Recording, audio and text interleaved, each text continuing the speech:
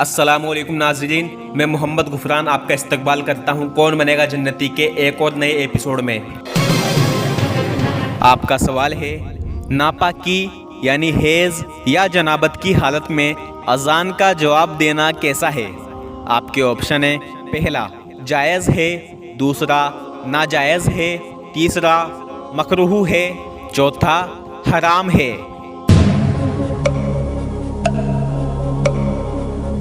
इसका सही जवाब है, नापाकी की हालत में भी अज़ान का जवाब देना बिल्कुल जायज़ है।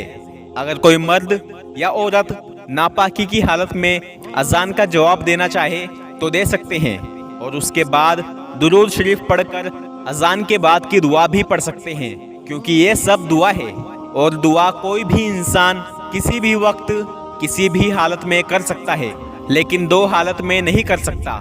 पहली हालत कि जब वो पूरी तरह नंगेपन की हालत में हो, और दूसरी हालत है कि जब वो गंदगी वाली जगह पर हो, जैसे कि टॉयलेट की सीट। इन दोनों हालत में कोई भी मुसलमान अल्लाह का जिक्र या फिर कोई कुरान की आयत या फिर इसके अलावा कोई अरबी में दुआ नहीं पढ़ सकता।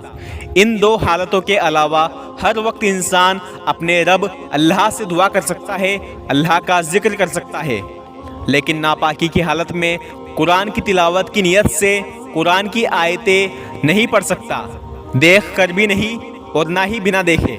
लेकिन नापाकी की हालत में इंसान अल्लाह से दुआ कर सकता है और अल्लाह तबारक व तआला का जिक्र कर सकता है। यह बिल्कुल जायज़ है। इसके अलावा हेज़ की हालत में एक औरत और जनाबत की हालत में एक मर्द मसनून दुआएं भी पढ़ सकता है, जैसे कि खाना खाने से पहले की दुआ, खाना खाने के बाद की दुआ, सोने से पहले की दुआ, उठने के बाद की दुआ, बाथरूम में जाने की दुआ, घर से निकलने की दुआ।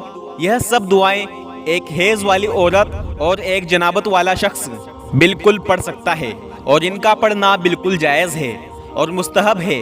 इन दुआओं को पढ़ने की वजह से इंसान अल्लाह तबारक व तआला की हिफाजत में रहता है और उसका हर दुनियावी काम अल्लाह ताला की रहमत से आसान हो जाता है और उसको उसके काम में कामयाबी हासिल होती है।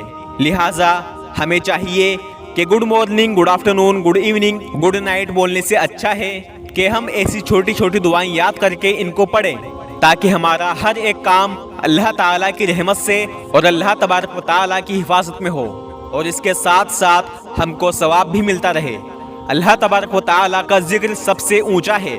कल जब इंसान आखिरत में अपनी दुनिया में किए हुए जिक्र का बदला देखेगा तो मुसलमान जन्नत में जाने के बावजूद एक बात का अफसोस करेगा। वो सोचेगा कि मैंने दुनिया में जो फालतू वक्त बर्बाद किया, काश मैं उस वक्त में अल्लाह तबारक व तआला का जिक्र कर लेता, ताकि आज मेरा मुकाम और आले दर्जे का होता। इसलिए मेरे भाई और बहनों, समझदार शख्स वो है जो अपनी मौत के आने से पहले पहले ऐसे आमाल कर ले जिनकी वजह से कल क़यामत के दिन उसको खुश कर लिया जाए। इंशाअल्लाह उम्मीद करता हूँ आपको ये मसला समझ आ गया होगा और अब आप इसी के मुताबिक अमल करेंगे। अब मैं आपको एक नया सवाल देता हूँ जिसका जवाब आपको देना है कमेंट बॉक्स में। सवाल है, नापाकी यानी हेज़ या जनाबत की हालत में तस्बीह को छूना कैसा है। आपके ऑप्शन है, पहला हलाल है, दूसरा हराम है, तीसरा गुनाह है, चौथा नहीं छूना चाहिए। तो आप बताइए इसका जवाब क्या है।